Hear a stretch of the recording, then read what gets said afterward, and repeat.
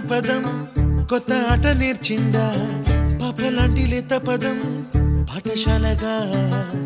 కూనలమ్మ జానపదం పల్లె దాటి వచ్చిందా చవళిల జానతనం పాట చూపగా